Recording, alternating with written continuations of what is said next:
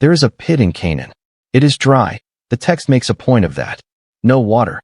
Just limestone walls, darkness, and the sound of a 17-year-old boy screaming at the top of his lungs while his brothers sit 20 feet above him and eat lunch. His name is Joseph, son of Jacob, son of Rachel, the woman his father loved more than breath. And today, the 11 men who share his blood have stripped the coat off his back, thrown him into a hole in the ground, and are now arguing about whether to kill him or sell him. Judah, the fourthborn, the strategist, suggests the sale. End quote. What do we gain if we kill him? End quote. So they pull Joseph out of the pit and hand him to a caravan of Ishmaelite traders heading south toward Egypt. 20 pieces of silver. That is the price. Then they dip his coat in goat and opos' blood and take it home to their father. Jacob will weep for 22 years believing his son is dead. Before we go further, I want you to notice something about that coat. In Hebrew, it is called the Canaanite pasim, long robe, many colors. And here is what most scholars quietly point out. The only other time that exact phrase appears in the entire Old Testament is in 2 Samuel, describing the robes worn by the virgin daughters of King David. Royalty. Jacob did not just love Joseph more. He dressed him as a king. He pointed at this boy and said, before anyone agreed, before anything had been decided, this one. This is not a story about a coat. This is not a story about jealousy among 12 brothers. This is not a story about a successful man who had a rough start. This is a story about what God does inside a person during 17 years of injustice, and what that person does when the moment of revenge finally arrives. There will come a day, not far from now in this story, when Joseph stands alone in a back room in Egypt, surrounded by the men who sold him, holding in his hands the power to end every single one of them. He is the second most powerful man in the known world. They are starving farmers who have come begging for grain. He could do anything. Nobody would stop him. We will get to that room. But first, the pit. Egypt in 1700 BC is not a country. It is a world. By the time the Ishmaelite caravan reaches the Nile Delta, Joseph has walked or ridden roughly 400 miles from his father and opos' tent. He is 17. He speaks no Egyptian. He knows no one. And within days, he is on a trading block.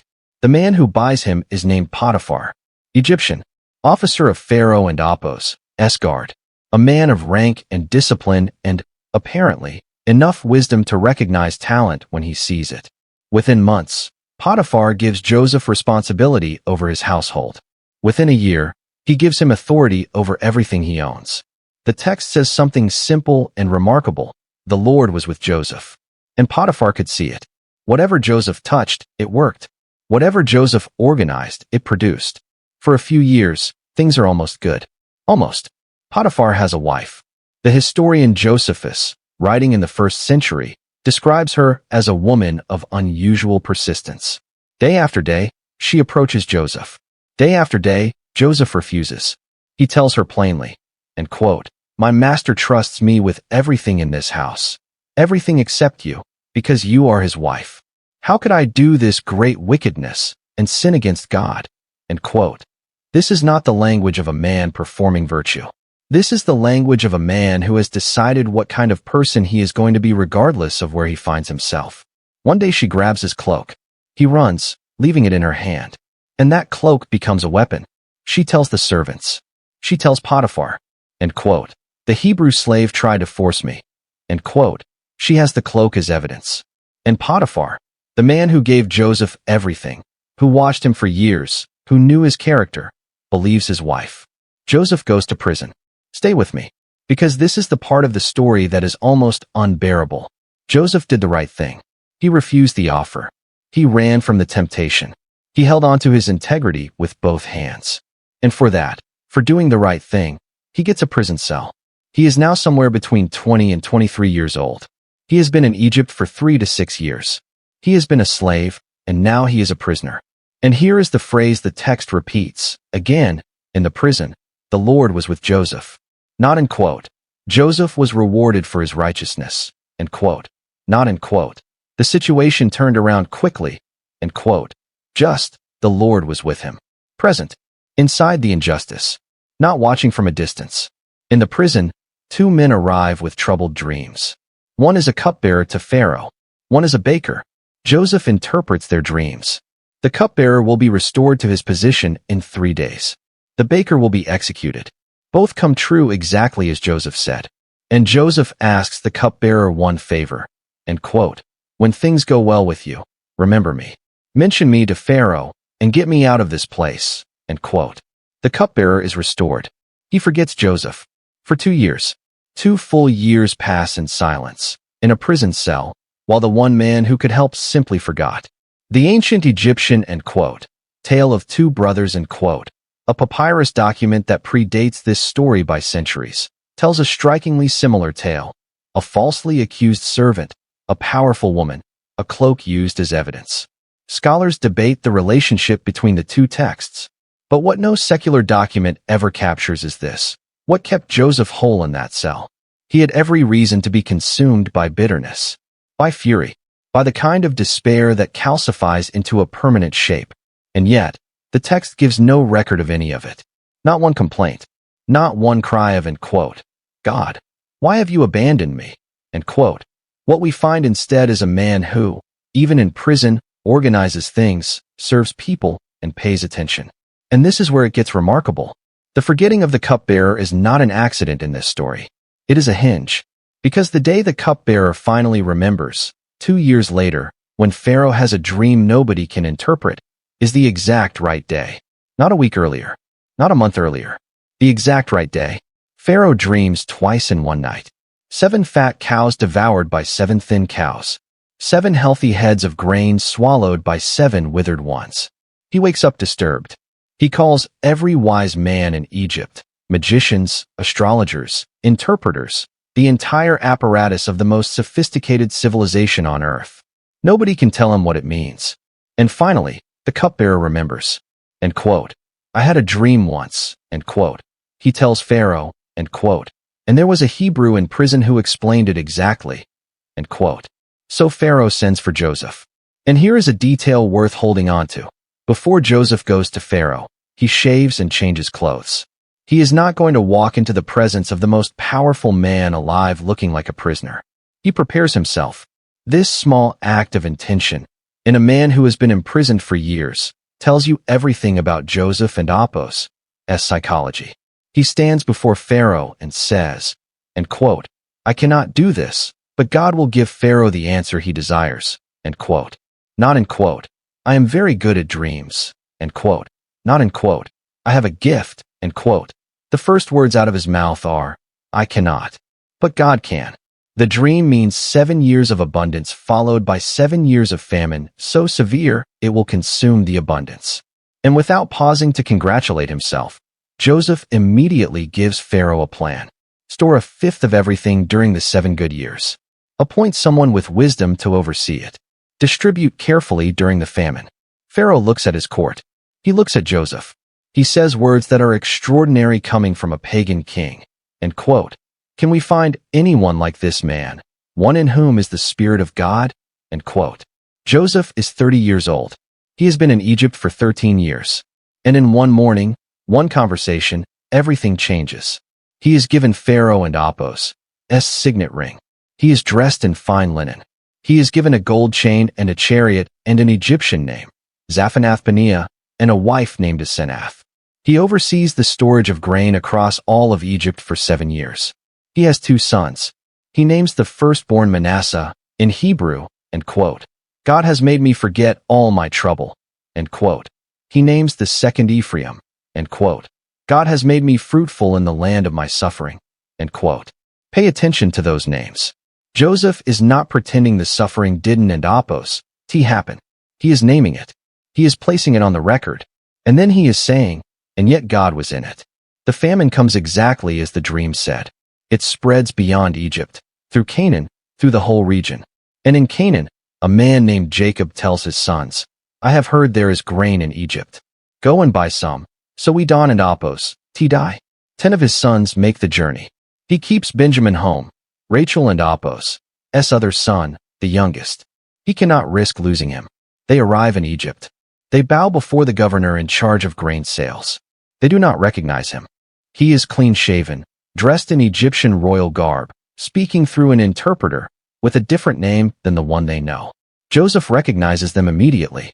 Here in Apos, that's what most people miss in this moment. Joseph does not reveal himself. He speaks harshly. He accuses them of being spies.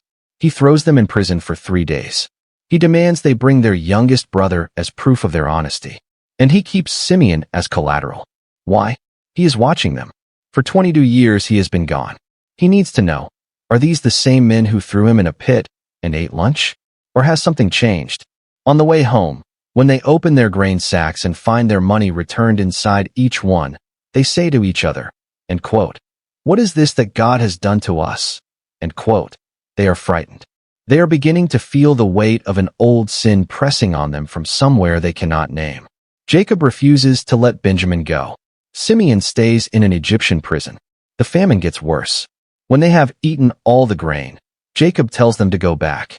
Judah, the same Judah who 22 years earlier suggested selling Joseph, looks his father in the eye and says, and quote, "Send the boy with me. I will guarantee his safety with my own life. If I do not bring him back to you, I will bear the blame before you all my days." End quote. They return to Egypt with Benjamin. Joseph sees his younger brother for the first time in 22 years. He has to leave the room. He goes to a private chamber, and there, away from everyone, he weeps. Then he composes himself. He washes his face. He goes back out. He seats the brothers in order of birth, a detail that astonishes them, because how would an Egyptian governor know the birth order of 11 Hebrew brothers? He gives Benjamin 5 times as much food as everyone else. They eat with him that evening. Then, one final test. He hides his silver cup in Benjamin and Apos' grain sack. He sends them home. Then he sends his steward after them with an accusation of theft. They are searched. The cup is found. They are brought back. And now Judah speaks. This speech, the 44th chapter of Genesis, is one of the most important speeches in the entire Old Testament. Judah stands before the most powerful man in Egypt, and he tells the whole story. Their old father, the son he lost, and still mourns.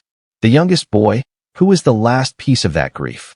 And then Judah says, and quote, "Please let me remain here as your slave in place of the boy. Let the boy go back with his brothers. How can I go back to my father if the boy is not with me? I cannot bear to see the misery that would come on my father." End quote. The man who once said, end quote, "What do we gain if we kill him?" end quote, is now offering to become a slave so that his brother can go free. Something has changed in Judah, and Joseph has seen it. He cannot hold it any longer. He tells every Egyptian servant to leave the room. There is nobody left but 11 brothers from Canaan and one man they do not recognize. And then Joseph speaks, in Hebrew, not through an interpreter, in his first language, the language he has not used in 22 years. He says, Ani Yosef, I am Joseph. 2 words. That is all. End quote. Does my father still live? End quote. The brothers cannot answer him. The text says they are terrified in his presence. And while they should be, this is the man they sold. This is the boy who screamed from a pit while they ate lunch. This is the man who has the power to execute every one of them before the sun goes down, and nobody in Egypt would ask a single question. Here is the word Joseph never uses in this moment. In Hebrew, the word for revenge is nakum. It appears throughout the Old Testament, in Psalms, in prophecy, in history. It is a real word for a real human impulse. Joseph knows it. He has had 13 years to think about it. He has the power, the position, the pretext. He never uses it.